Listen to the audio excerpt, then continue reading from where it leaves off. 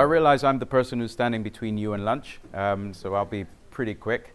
I think I have 40 minutes set up for this, but we'll try and leave some time for Q&A. Big data. Who here has not received an email around big data, artificial intelligence, or data science in the last week? Who here has got it to work for their respective organizations? One hand.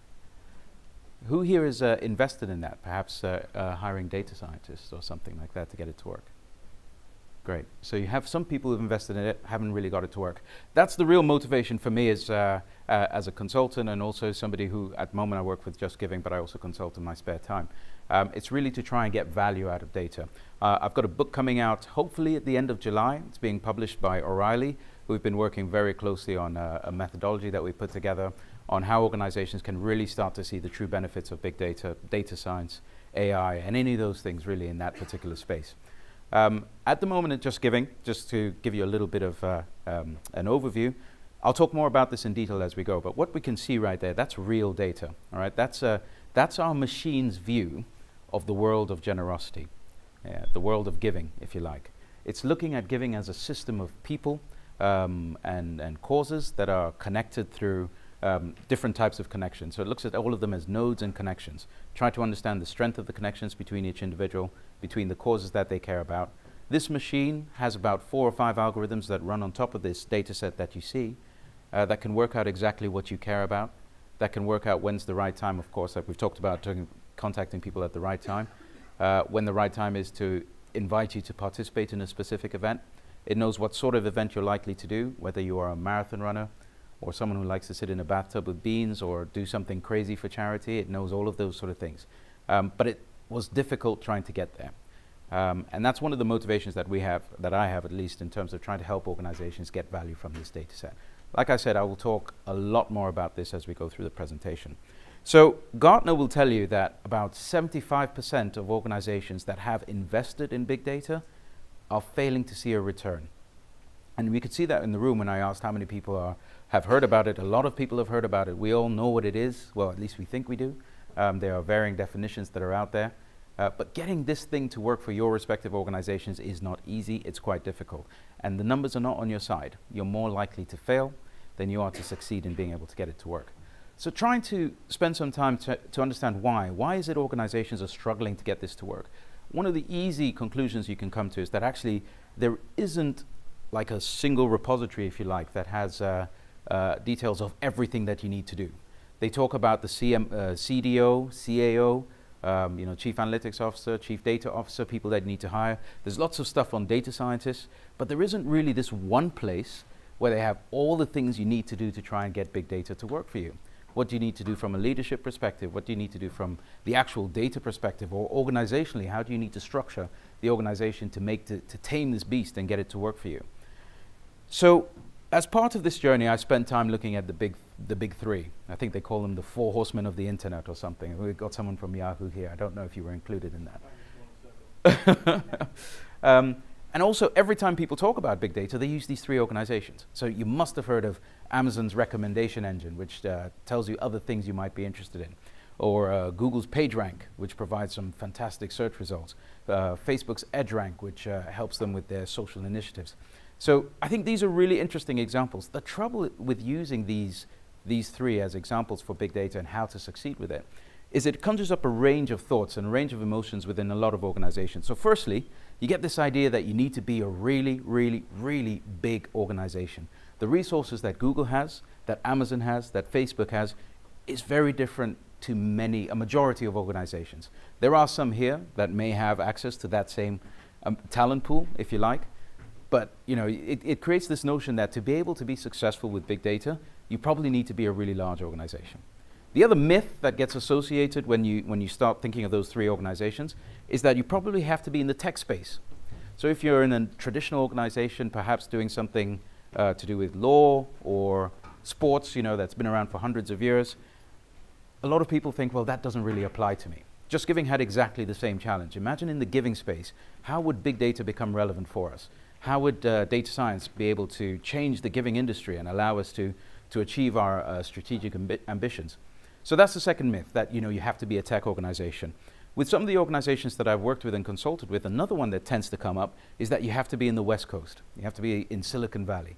And that's the only place that you can make this work. If you're in Europe, forget it. No chance.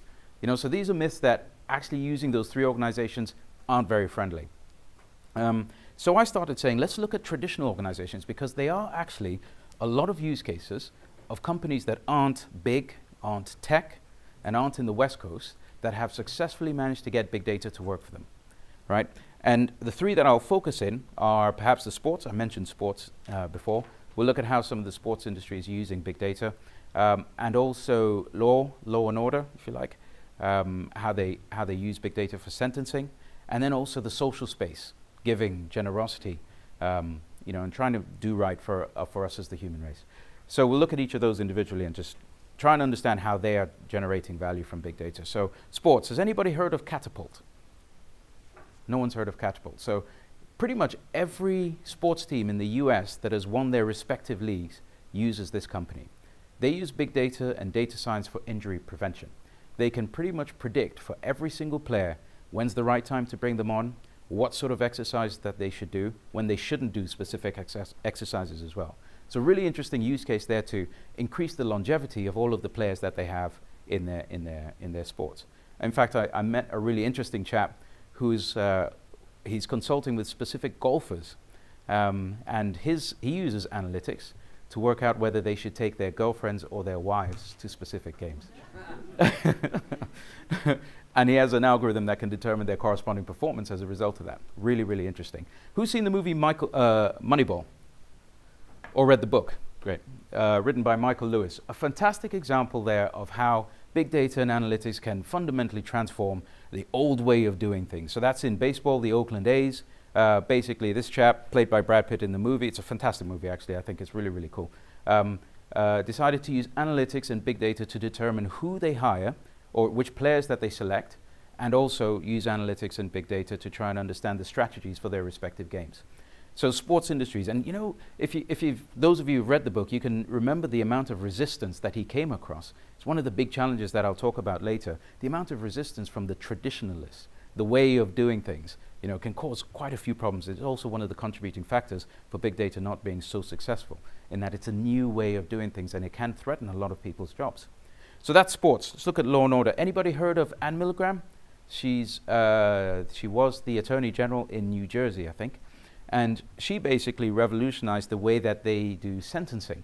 They found that they were wasting a huge amount of time in sentencing and getting sentencing wrong, and managed to reduce crime by addressing sentencing and using analytics to understand exactly which offenders are likely to be more violent and deciding the corresponding jail or the time that they would spend in incarceration based on analytics, which would reduce the amount of crime. I think they managed to reduce crime by around 40%.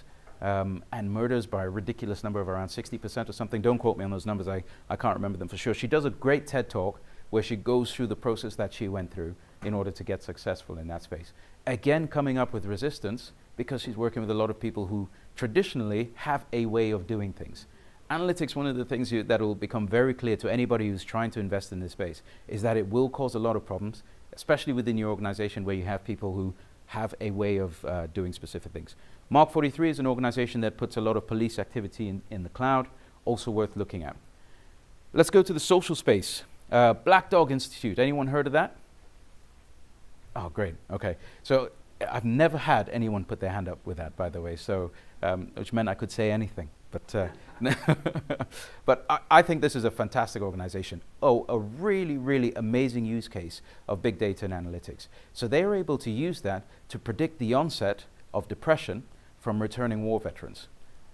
Now, you see, this is really interesting that some of the metrics that they have are things like they use your phone and can work out the distance that you are away from your house is a really, really strong predictor of your likelihood of getting depressed. And they can intervene early. So instead of waiting and doing treatment after the fact, they intervene in advance. So this even gets to show us some of the attributes of big data, that not only is it great at being predictive, it can help us when we're trying to be influential, right? So to reduce the cost of treating people after the fact, they use this data to jump in before. I'll talk a little bit about JustGiving, so I won't say much about that now, but we've used big data and analytics to pretty much revolutionize the way we're doing giving, the way you and I interact with the causes that we care about. Remember, giving is, how many people woke up this morning and said, I really want to give to charity? Oh, did someone put their hand up? Oh, of course, yes. But no one else did. Yeah. But giving to charity is a very difficult thing to try and get people to do. Sorry? You do it when asked. You don't often think about it, but you do it when asked. Facebook is an interesting story. Do you think people had to be asked to connect with friends before, or did they naturally just start doing it? Leave that one for you to think about. So what I did is took all of this stuff, worked with Amazon, Google, spent a lot of time with Facebook, got real good insight into some of the ways that they do analytics. So what's interesting about that, by the way, is this notion that because they're startups, then they're naturally data-driven isn't true. This is deliberate. They actually do stuff to make sure that people within the organization are fully data-driven, and that big data and data science has a place within that. So what I did is I spent a lot of time with these organizations and said, let's put together the ingredients that you need as a company to try and get big data and data science to work for you. So the first one that we came up with is leadership. Who here works in an organization that has a chief analytics officer? Or a chief data officer? Okay. Good luck. I mean, you guys are you have a better chance than those who don't have one. If you look at all of the organizations that we've seen previously, Black Dog, all of those that have been successful in generating value from analytics, they have someone in that lead position. They have someone who obsesses about big data and data science on a regular basis. I found a great quote that actually says something along the lines that there is no substitute for a corporate leader that has found religion in data science or in data and analytics. And that's really true. If you don't have the right leader in place, it'll affect your analytics and data science strategies. This person has a really big job in educating the organization. Big data, analytics, data science, AI, these are terms that are used interchangeably, yet they all mean fundamentally different things. And getting that definition wrong means you'll hire the wrong team. You get the wrong sets of expertise. You'll spend an inordinate amount of time looking for specific expertise that actually don't really suit your business problem. You'll struggle with the culture. You'll struggle with the data that you begin to collect. So it has a really, really big impact. And as I've already said, you have to be quite political in this position because you are stepping on a lot of toes. I talked yesterday to a small group where imagine going to a CRM manager, and I've actually had to do this, where they're used to using recency, frequency, and got great open rates for their emails, really good unsubscribe rates, and they're quite proud of what they do. And you show up and say, I've got an algorithm that can do 95% better on every single metric that you have. And the response I got was, this is witchcraft. This is voodoo, you know. How are you able to do some of this stuff? And it's difficult to explain statistics to somebody in the course of an hour, right? Something that's taken 10 years worth of work to explain that really quickly. So it is very political. Finding a chief analytics officer or a chief data officer is difficult because they really need to be both analytical and data savvy.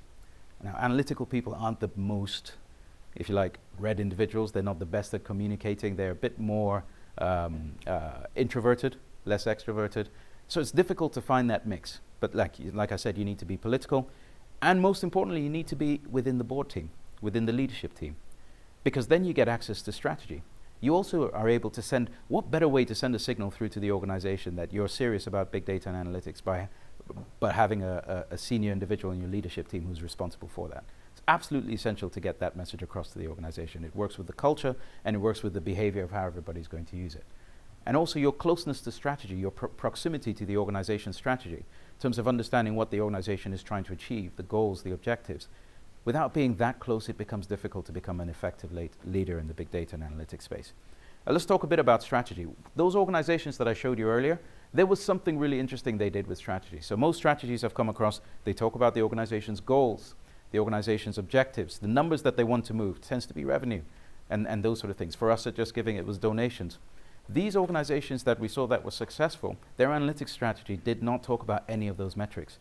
They had a very clear distinction between leading indicators and lagging indicators. So they almost did the analysis. They'd run regression algorithms to understand what are the things we need to do to eventually move this metric.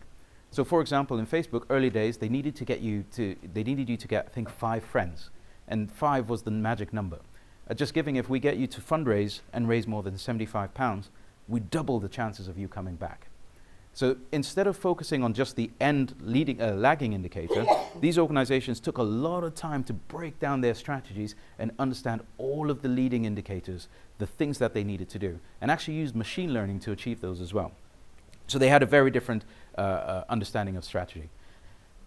The teams, again, every single one of those organizations have abandoned the idea of this unicorn data scientist, this one person who can swallow up all the data that you need, that can run statistics, then build a solution that will scale for millions of users. Doesn't exist, right? Or if they're there, they're not good at one of those things, but really excellent at just one of those things.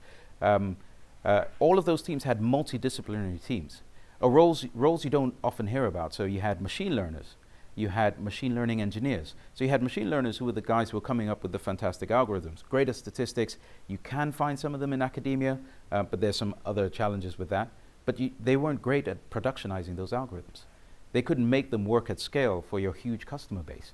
So they needed machine learning engineers, which is a completely different skill set to just a developer. This is someone who knows how to take an algorithm and productionize it at scale using cloud computing techniques.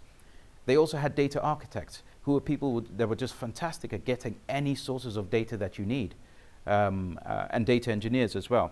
So multidisciplinary teams, but the structures of those teams are also interesting.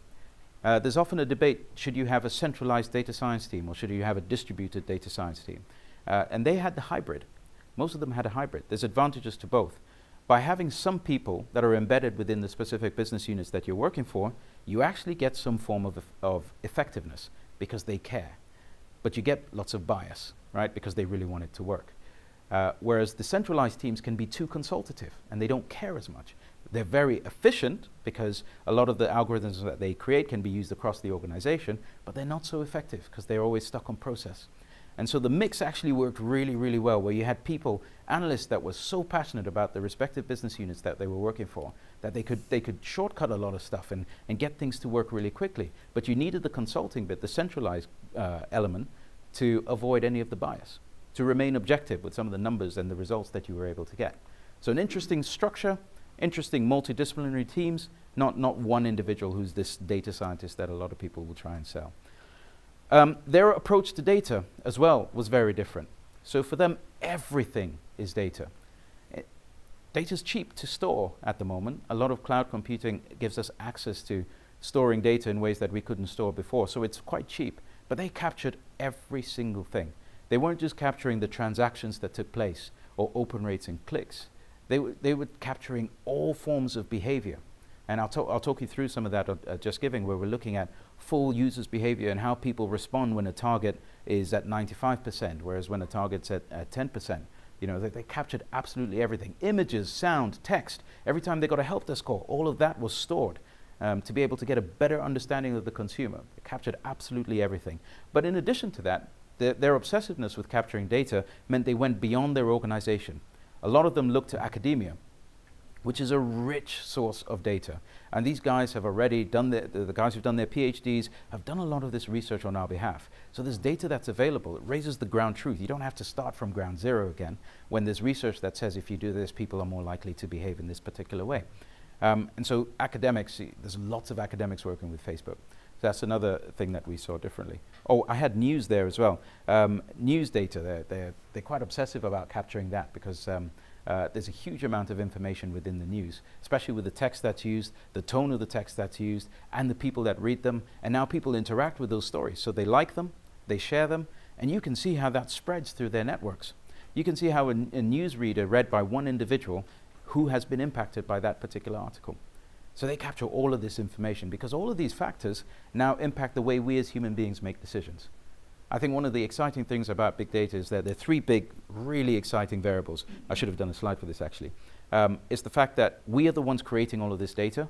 Pretty much nearly every interaction that we have with somebody else or with something is through a device. So that data is being captured. Secondly, that data, we know where we were at that time. So we have the geolocation and the time. And thirdly, we have external data. So we know what the weather was. We know what the traffic was. Combine all those three things together, you basically have a laboratory of human decision making. You can now understand that when you decide to do something, what was it that influenced you or the consumer to be able to take that particular action? Was it their friends? Do they behave differently when it's cold? In giving, when it's warm and when it's cold, we have completely different behavior when it comes to donations, especially in this country. The time of day, all of those things have a really big impact on that. Culture. This was also one of the most critical things in those organizations. In these organizations that we talked about earlier, sorry for those who came late, everybody was obsessed about data. And they moved from the science part to the art part of data. And the art part is really, how do you ask the question? How do you ask the right question? What are the things that are relevant, truly relevant for you, rather than asking purely for reports or those sort of things. It was, how do you ask that question that really pulls the value out of data? Facebook take 2 weeks. They put everybody through a 2-week course, of which 50% of that course is dedicated to teaching you SQL, so that you can interrogate data yourself. This is whether you're in marketing or in product. And the other half of the week is to teach you how to ask the question. So a full week dedicated to teaching us as individuals exactly how we ask the questions of that data. Hugely influential. There's nothing worse than an algorithm that you've built that's sitting on the shelf, just because the culture doesn't allow it, because there's a way of doing things, So I think and some organizations that I've worked with, is really interesting. You get rewarded for not using data. And I don't mean they did that explicitly, but people who were using data opened themselves up to argument, opened themselves up to being challenged, and no one wanted that. Whereas if you didn't use data, you never got any of that sort of interrogation. So they were actually rewarding their staff to not be data-driven. And that makes it really difficult for big data to succeed in any of those sort of organizations. Right, so let me take you through JustGiving, take you through our story and exactly how we've done it. Who's used JustGiving here before? I won't judge your generosity. Great, thank you. So you all know what it is. Essentially in around 2001, we took this paper sponsorship form and we digitized it, right? This is the form, for those of you who remember it, you used to take to your colleagues when you were doing like the marathon or something, and you said, please sponsor me for this event. And we digitized it, put it onto, made it more social. You can see we added a huge amount of features onto that. I was talking about targets. You can see in the top right-hand corner, there's a percentage of the target that's been reached. You can add images. You can tell your story, which is really interesting, exactly why you've decided to fundraise. And then your supporters can come there as well. A little bit about the organization. We have, these numbers are outdated, we have more than 25 million users, which most of you, put your hands up, you're all in that database. You're all in that graph that I showed you earlier, in your own respective colors. We've raised more than 4 billion to date, and we operate in lots of different countries and different currencies.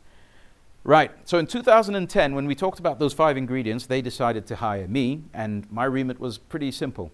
We have a massive data set, lots of people giving to causes that are in there that are describing themselves. We need to get value out of it. That was my responsibility. So they ticked box number 1. Strategy for them was to grow the world of giving. That's exactly what we're trying to do. Now, we measure ourselves, of course, with donations, as you'd expect, so it's not revenue. It's donations, the amount of donations that we get. But again, like I said earlier, in terms of understanding the strategy, my job was to put the machine on top of this strategy. So we put the machine on top of the strategy and said, well, what exactly are the leading indicators that we need to move?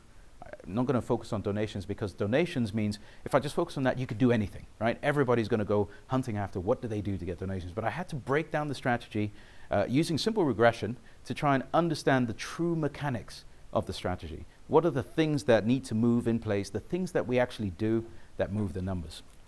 The first one we came across was more pages. The machine was really clear. Not everyone wants to do the marathon. Not everyone wants to run a 5K. Not everyone wants to do something athletic. Some people want to bake.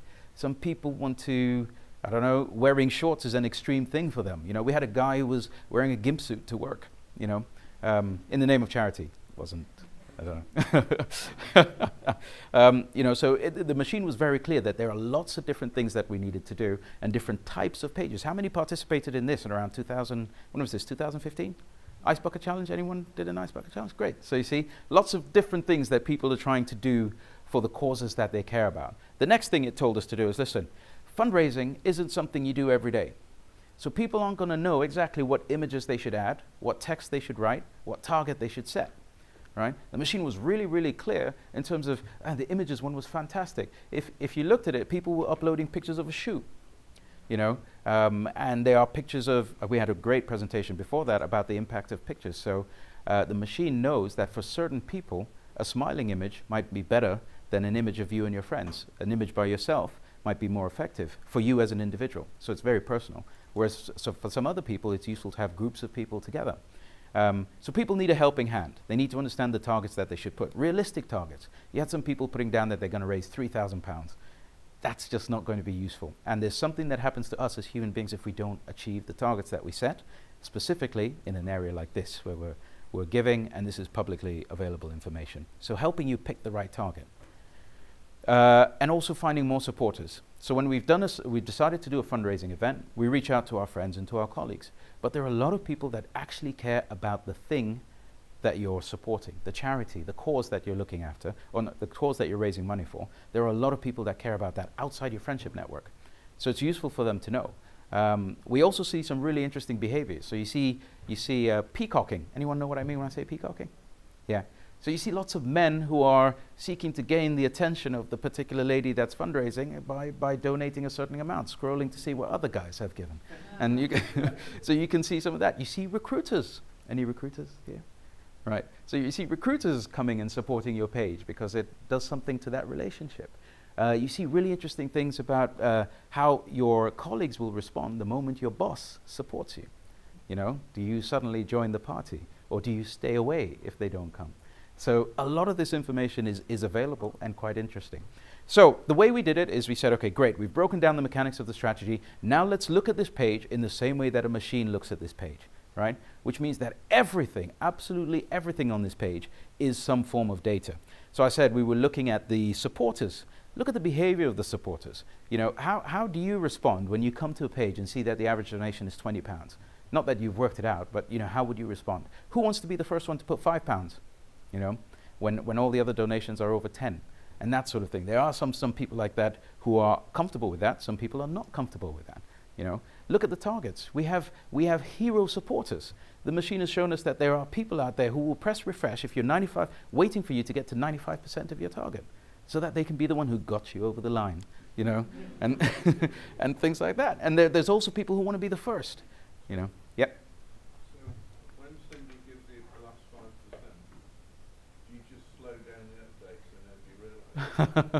That would be manipulative.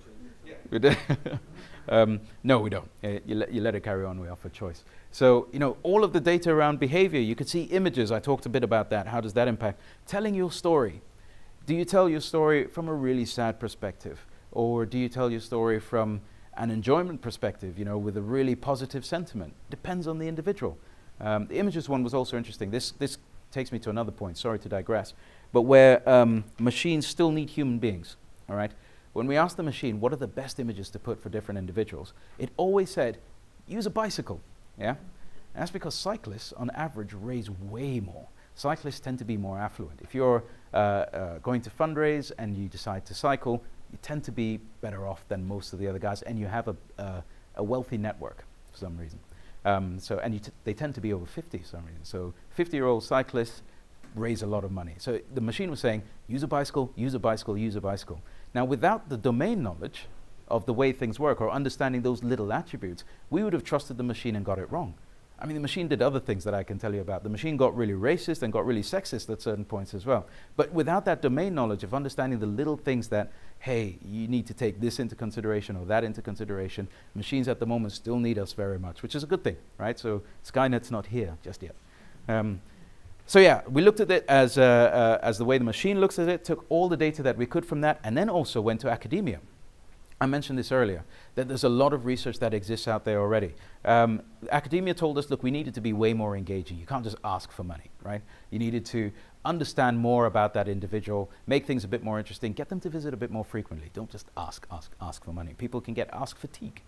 We needed to be considerate. This was really interesting. Someone talked about Simon Sinek earlier. I can't remember who mentioned it. There was it was you, yes. He talked about Simon Sinek. Anyone seen his TED Talk? It was like the most viewed TED Talk at some point.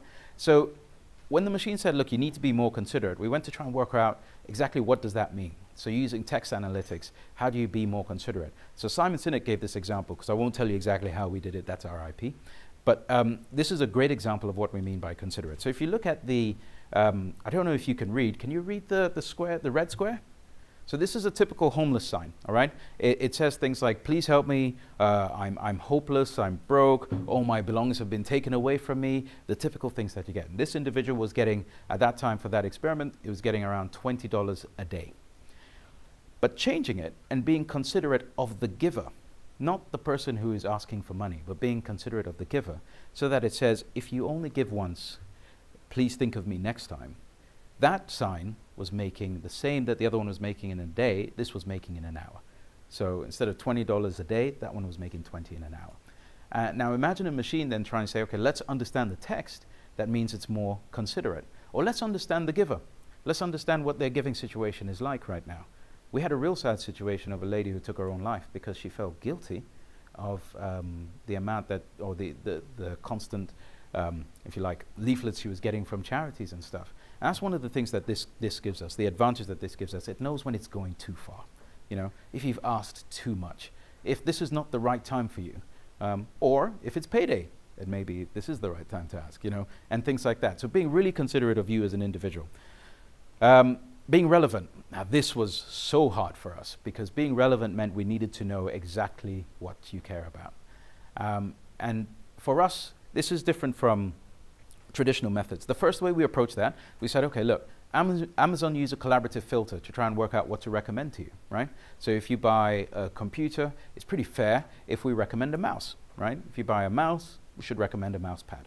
Why? Because most people who buy mice, is that plural? Yeah, most people who buy that device will also go on to buy a mouse pad, right? So that's how the collaborative filter works really easily.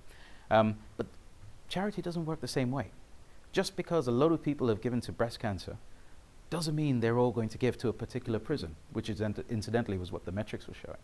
You know, giving is so inherently personal. Giving is actually very much connected to the people that we have relationships with. I care about prostate cancer because of what my grandfather went through. I care about the National Brain Trust because of a colleague and what he suffered with. That's how I also got aware of that cause. So giving behaves very, very differently, and traditional algorithmic methods will just not work for that in terms of working out what you care about. Instead, what we need to do is we spend some time understanding what this chap does. It's a chap called Nick Christakis, also does a really, really great TED Talk. It's called Connected. And he spends his time understanding connections between people. It all started with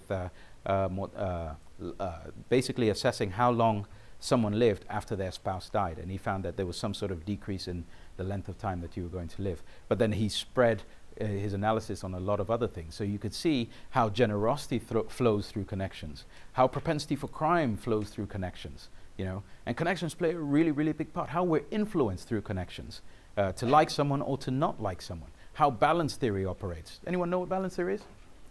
I'll tell you this one. I like balance theory because you can see a lot of that behavior on the site. I went for lunch with our CEO one time, and she said, look, pick whatever you want. I was a little hungover, so I decided to have a kebab, right? I'm hoping she had a positive perspective of myself, so I'll take that relationship as positive. But she has a negative perspective of kebabs, right? So the moment I ordered the kebab, she had a choice. She either likes kebabs a little bit more to balance the equation, or she likes me less, right? And that's what balance theory does. So imagine when you've got certain celebrities on the platform, suddenly give a donation. A lot of people end up asking themselves that sort of question internally, you know? If it's a celebrity you're not particularly interested in, Kim Kardashian, say for example, or Katie Price, what does that say about you when you donate and your friends find out that you donated? Or is it okay, you know? And that sort of thing. So you get to understand all of these things and how the power of connections plays such a huge role in giving. What's interesting though is it was also right in front of our faces and we didn't see it. So if you just look at the shirts there, they're talking about every time someone's giving, they're talking about the connection that they have to that giving, to that cause. And of course we needed to be social. We needed to allow people to have social interaction. So what this allowed us to do was really consolidate our data science strategy and say these are the three things that we need to do. We need to use machine learning to become engaging and to become personal. We also needed graph theory, which was the slide I just showed you before with Nick Christakis, which told us about balance theory, connections, strength of connection, context of connection, to understand the flow of generosity. So how did you decide to care about a particular cause? Was it your connection between a country that you used to live in as well, you know, and the strength of that connection? So we used that plus all the data that we had, and then we had to get the team together, and we had to get the right type of team that was purely focused on what we needed to do. And by that I mean it's really difficult when you get pure data scientists. They're intellectually curious. The most difficult thing about data scientists I find, or machine learning engineers, is that they're intellectually curious. They always find something amazing that they can do with an algorithm. I got distracted one time. I built an algorithm that predicted what my wife's mood will be when I got home, instead of doing my work. But so they have that. However, one of the things we do every time we hire a data scientist is we ask what side project they're working on, because they have to live and breathe this stuff. 9 to 5 is not going to cut it. You know, this is the sort of thing that you do every single time, every single day, every single moment you have. It has to be a passion. It's the only way you can get those results out of data. It doesn't happen immediately that way. So we also were deliberate about the technology that we picked. When looking at some of the cloud technologies, what we said is we didn't have enough resource to have a whole ops team manage the servers, or structure the servers, or configure the machines. We didn't have any of them. Fortunately, there are tools out there from Amazon, from Microsoft, I'm sure from IBM as well, that allow you to do all of that automatically, and you can just really stay focused on the thing that you're working on. And that got us to this, and that got us to building the graph, understanding everything as a system of nodes and edges, looking at each node and its connections, and trying to see every time someone did something what happened. I mean, some of our predictors are really interesting. Just by one of your friends receiving an email about a fundraising activity, and their behavior with that email has an impact on your propensity to fundraise. So something that looks seemingly outside of you as an individual can have a really big impact on what you are likely to do. In fact, this also caused me some problems with some of my marketing team, because I went there and said, hey, you know these segments, these 7 segments that we've got, they're dead. Segmentation is dead. We now have segmentation of 1, right? Not a segmentation of a group of people. They didn't like that. So I'm still working on how I can get them to understand that. But basically, it's just each person is so inherently different in their behavior. And the machines right now can, in real time, be able to understand that and understand what to do next. So we achieved our goal. We're still working on it. We now have algorithms that can help identify more pages, algorithms that can tell you what your target should be. Big thing about this, by the way, is when I talked about being considerate, we had to spend some time learning behavioral economics.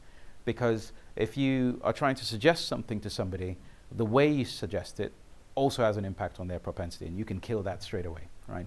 So the way you ask has a really, really big impact. So helping people pick their target, the target that they want to do when they fundraise. If you tell them, oh, you can only do 100, will they get offended and say, actually, I can raise way more than that? Or will they get competitive? So also understanding you as a person, your personality, those traits that drive you. Finding more supporters by finding out what you care about, so that we can connect you to these people who are raising money for the great causes. And that allowed us to grow the world of giving, and to continue to grow the world of giving. Which actually brings me to the end of my presentation. So thank you very much.